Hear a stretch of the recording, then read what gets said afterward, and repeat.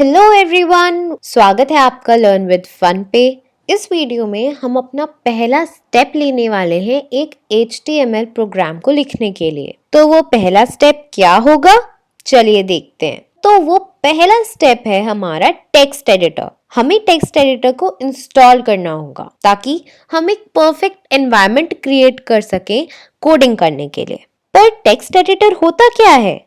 Text और editor, तो इसका मतलब सीधा सीधा ये हुआ कि हम लोगों को जब भी टेक्स्ट को एडिट करना होगा, मतलब टाइप करना, कट करना, पेस्ट करना, कॉपी करना, कुछ भी करना होगा टेक्स्ट के साथ, तो हम टेक्स्ट एडिटर का इस्तेमाल करेंगे। तो MS वर्ड, गूगल डॉक्स और एप्पल पेजेस, क्या ये हमारे टेक्स्ट एडिटर्स हुए?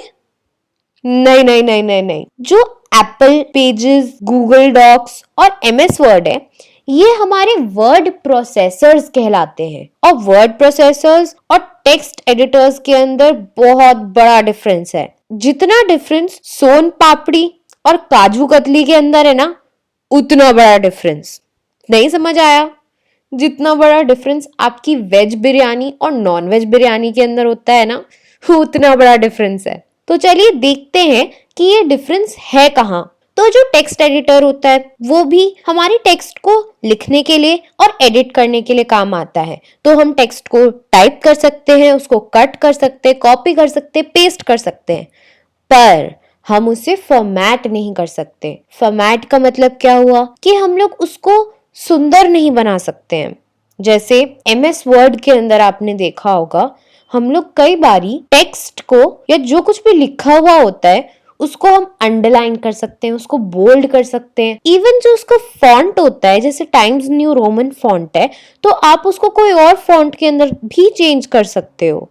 तो ये सारी चीजें आप टेक्स्ट एडिटर के अंदर नहीं कर सकते हो, और टेक्स्ट एडिटर्स की मदद से ही प्रोग्रामिंग होती है। अब आते हैं वर्ड प्रोसेसर पे।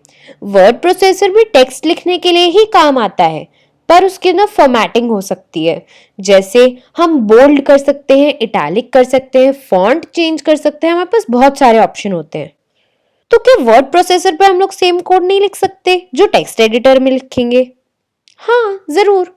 वर्ड प्रोसेसर आपको मना नहीं करेगा कि आप कोड नहीं लिख सकते हो, पर जब भी हम लोग कोई भी चीज टाइप करते हैं वर्ड प्रोसेसर के अंदर, तो कुछ ना कुछ हिडन डेटा सेव हो जाता है उसी टेक्स्ट के साथ। और वो हिडन डेटा क्या होता है? वो हिडन डेटा ये होता है कि वो जो टेक्स्ट आपने लिख रखा है उसकी स्टाइल क्या है, उसका फॉन्ट क्या है, उसका साइज क्या है, क्या वो बोल्ड है, क्या वो इटैलिक है, ये सारी चीजें उसके साथ छुपी हुई होती हैं। तो जब भी आप अपने कोड को रन कराने की कोशिश करोगे, वो अच्छे से वर्क नहीं करेगा। इसलिए हमें जब भी कोड लिखना है हमेशा टेक्स्ट एडिटर के अंदर लिखना है, और कभी भी हम लोग वर्ड प्रोसेसर का इस्तेमाल नहीं करेंगे। तो ये था बहुत बड़ा डिफरेंस टेक्स्ट एडिटर और वर्ड प्रोसेसर के बीच में। अब हमें पता चल गया है कि टेक्स्ट एडिटर और वर्ड प्रोसेसर के अंदर क्या डिफरेंस है। तो वर्ड प्रोसेसर के एग्जांपल्स तो हमें पता चल गए, MS Word, Apple Pages, Google Docs और भी कई सारे। पर टेक्स्ट एडिटर्स का क्या?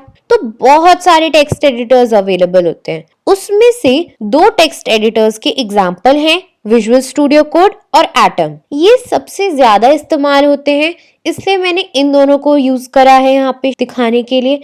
वरना आपके पास बहुत सारे ऑप्शंस हैं, आप जो टेक्स्ट एडिटर यूज करना चाहो वो आप यूज कर सकते हो।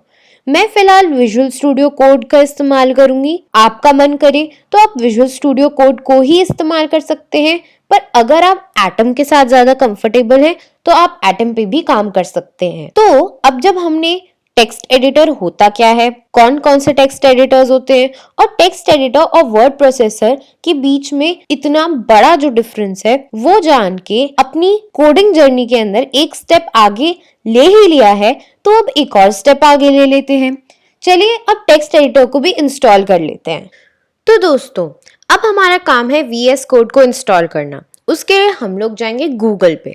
अगर आप गूगल के अलावा कोई और सर्च इंजन यूज करना चाहें तो बिल्कुल यूज करिए उसको, और सर्च करिए VS कोड इंस्टॉलेशन। आप सिंपल VS कोड भी टाइप कर सकते हैं, और उसके बाद ये साइट आएगी जो कि है code.visualstudio.com। ध्यान रखिएगा कि आप इस ही साइट पर जाएं। एक बारी गौर से देख लीजिए। अगर आपको कोई कंफ्यूजन होता है, मैं इस वीडियो के डिस्क्रिप्शन के अंदर ये लिंक आपको ज़रूर दूंगी। तो दोस्तों, जब हम डाउनलोड पेज पे लैंड करते हैं तब हमें अलग अलग ऑपरेटिंग सिस्टम के लिए डाउनलोड करने का ऑप्शन मिलता है। तो अगर आपके पास विंडोज़ है तो जल्दी से इस वीडियो को कर दीजिए आप स्किप और अगली वीडियो पे चले जाइए। अगली वीडियो के अंदर मैं आपको डिटेल में बताऊंगी कि कैसे हमें विंडोज़ पे VS कोड को डाउनलोड करना है। ये बात ध्यान रखिएगा कि मैं चाहे मैक पे ये करवा रही हूँ, पर चाहे आप विंडोज़ पे हो, चाहे आप मैक पे हो, चाहे आप उबंटू पे हो, इससे कोई भी फ़र्क नहीं पड़ना है आपके लर्निंग पे। आप क्या सीख रहे हैं उससे फ़र्क नहीं पड़ेगा। VS कोड जो है वो एग्जैक्टली जैसा विंडोज़ के अंदर या बंटू के अंदर रन होता है वैसा ही मैक के अंदर रन होता है। तो आपको बिल्कुल भी टेंशन लेने की ज़रूरत नहीं है कि क्या मैं ये वाला ट्यूटोरियल फॉलो कर सकता हूँ या कर सकती हूँ। आप डेफिनेटली आंखें बंद करके इस ट्यूटोरियल को फॉलो कर सकते हो। तो चलिए मैक के लिए इंस्टॉल करते हैं। जैसे हम उस पर क्लिक करेंगे एक जिप फाइल इंस्टॉल होना शुरू हो जाएगी। अब हम इंतज़ार करेंगे इसके डाउनलोड होने का। तो दोस्तों, ये जिप फाइल डाउनलोड हो चुकी है। अब हम इस जिप फाइल पे क्लिक करेंगे। तो दोस्तों, जिप फाइल खोलते ही जहाँ कहीं पे भी आपने जिप फाइल डाउनलोड करी होगी उसी सेम जगह पे आपकी विजुअल स्टूडियो कोड की एप्लीकेशन शो करेगी।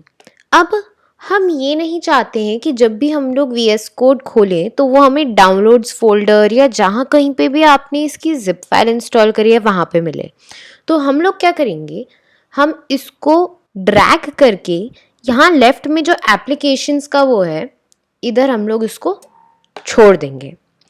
और जब हम लोग एप्लीकेशंस पे जाएंगे तो यहाँ पे हमें VS कोड दिखाई देगा। देखिए यहाँ पे हमारा VS कोड शो कर रहा है।